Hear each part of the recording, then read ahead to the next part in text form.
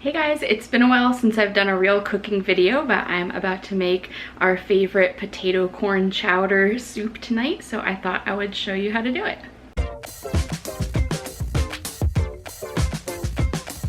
So this recipe actually comes from a Green Chef meal kit recipe. I still love Green Chef. We get them regularly and it's great if you're kind of feeling burnt out on figuring out new things to cook. But a number of the recipes that we've gotten from them, I've kind of learned how to make myself, and so they have gone into our regular repertoire. So this soup is one of them. So I'm not basing this on their official recipe. Obviously I know what ingredients went into it, but like they have certain things like, you know, a spice blend packet, and I don't know what all's in that, so I kind of make my best guess. Also, I've sort of doubled most ingredients because the Green Chef recipes are just for 2, and I like to make, you know, a larger portion so we can have some for leftovers. So this is probably more like 4 servings. But otherwise we kind of call this cooking from the heart when I sort of make things up or like figure out how to make something based on a recipe I've tried before. So again, keeping in mind that this is going to serve 4 now, you'll need 1.5 to 2 pounds of potatoes, 1 or 2 cloves of garlic, or if you're like me and you buy the jarred stuff, that's like 1 or 2 tablespoons, I think, of minced garlic. You'll need 2 or 3 large carrots, 1 to 1.5 cups of corn. If you're using frozen corn like me, just let it thaw for a little bit first so you're not putting like frozen solid corn into this thing. And you'll need 1 red pepper. We're actually going to roast this, so if you happen to have like some plain roasted red peppers, I guess you can use that instead. And then you'll need cooking oil, salt, pepper. We're using 1 to 2 tablespoons of nutritional yeast. This was actually based on Green Chef's vegan recipe, but we've also gotten the vegetarian version that uses real cheese, so you can do regular cheddar cheese as well if you prefer. We will need 4 tablespoons of flour, 2 teaspoons of paprika, 4 cups of vegetable stock, and a cup of cream. Okay, so we're gonna start by taking care of this roasted red pepper. So again, if you're using already roasted peppers, you can just disregard these parts of the instructions. But otherwise, we just cut it in half and cut out, you know, the inner ribs and lay it on a foil-lined tray. Usually I like to use my Silpat so I don't waste foil, but in this case we're going to want it to be foil. You'll see why in a minute. And we're going to put this in the oven at 350 to 400 degrees until the skin is black and blistered. So I'm going to pop these in and we'll check back on these later. And then while that's going, I'm gonna start prepping some of my other vegetables. So the carrots are going to get peeled and diced into about 1/4-inch cubes. Same with the potatoes. And then once the pepper is out of the oven, that will also get cut into about 1/4-inch pieces.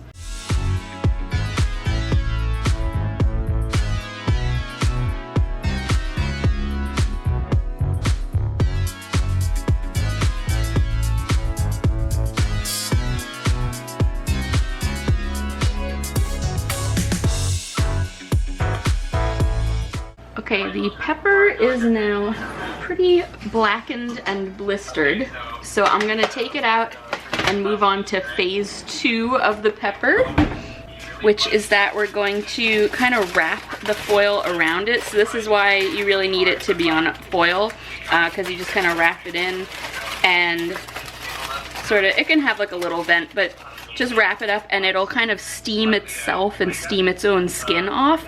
So we'll let it sit like this for a while, and then when it cools down, like I said, we're gonna peel off the skin and then cut the pepper meat into 1/4-inch sized pieces, about the same size as the carrot and potato that I've already cut up.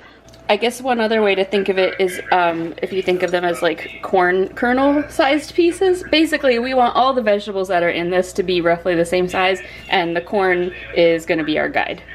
You can tell I'm doing serious cooking because I'm wearing my holiday cooking apron. This was actually a Christmas gift from my boss last year. We did like an online cooking together thing with our team, actually last year and this year for the holidays.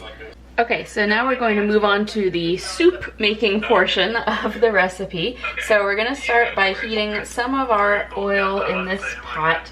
Again, no real measurements. It probably depends on like the surface area of your pot. I would kind of just coat the bottom, I guess. And then we're going to add in the potatoes and carrots, a little salt and pepper, and we're gonna just cook all that until it has softened.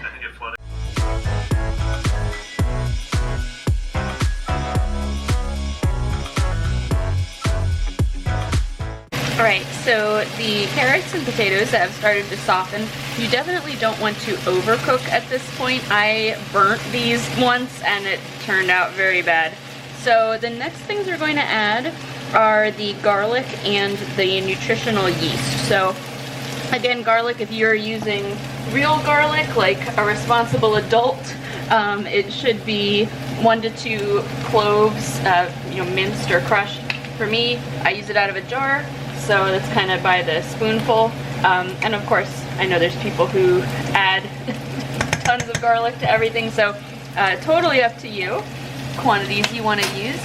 And then the nutritional yeast, like I said, you don't have to use this. I know it's probably an unfamiliar ingredient for a lot of people. I luckily happen to have some in my house, but if you're not familiar, it's yeast, but it can give things kind of a cheesy flavor, and so it's used a lot of times as a cheese replacement in vegan foods.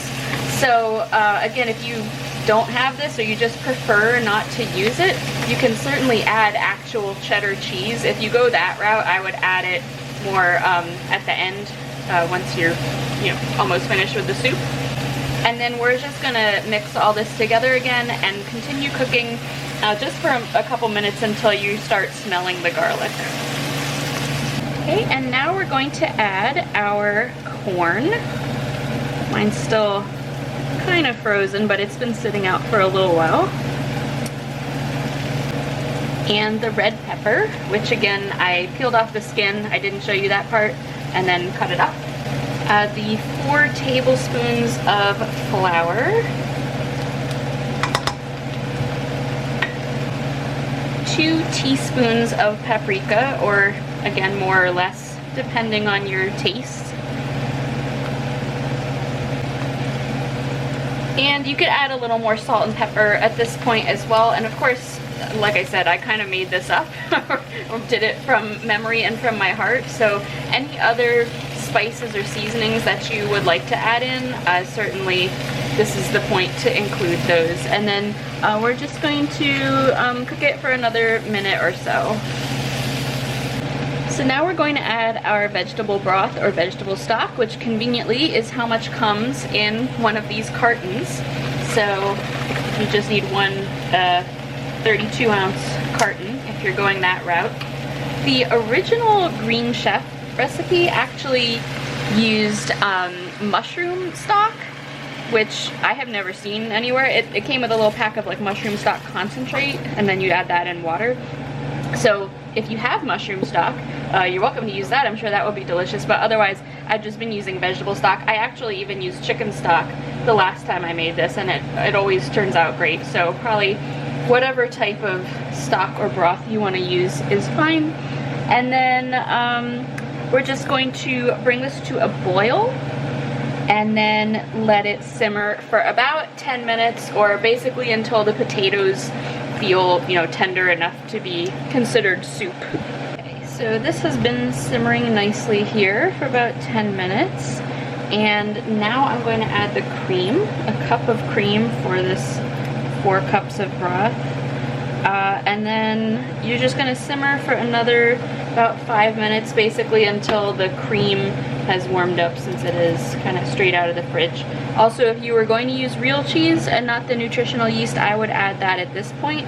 Maybe just like half a cup or so of like shredded cheddar cheese, and maybe some additional on the top when you serve it would be good.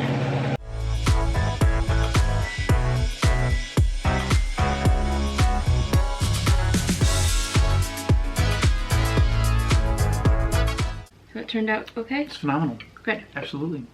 Which do you like better, my version or the Green Chef version? I think I like your version better, but they have that Should same. have said they're identical. Well, that's what I was just gonna say. They have that same pronounced corn taste to it. So I was gonna say, I mean, I like yours better. One other difference I forgot to mention. I used cream in mine, and I said when I was using the nutritional yeast that made it vegan by not using cheese, but the cream obviously is not vegan. In the Green Chef version, they used like a coconut cream broth sauce or something, which is one of those things that like is their prepackaged thing, and so I don't know exactly what it was. So I assume you could use coconut cream. I feel like that would give it a real coconutty flavor though. I don't know what they did to like mitigate the coconut flavor of theirs. So yeah, the heavy whipping cream does make it not vegan. So in that case, go for the cheese. Add the cheese too. That's excellent. I guess I'd go with yours only because you had every decision to make on the ingredients in terms of like it wasn't a prepackaged thing. Yeah, so, but like I don't know what was in their spice blend. I just went with paprika. Paprika always works. Yeah, and then like I said, this makes more than enough servings for the two of us. This holds up really well in the refrigerator and reheats really nicely. Oh, absolutely. Yep. All right, so bon appetit.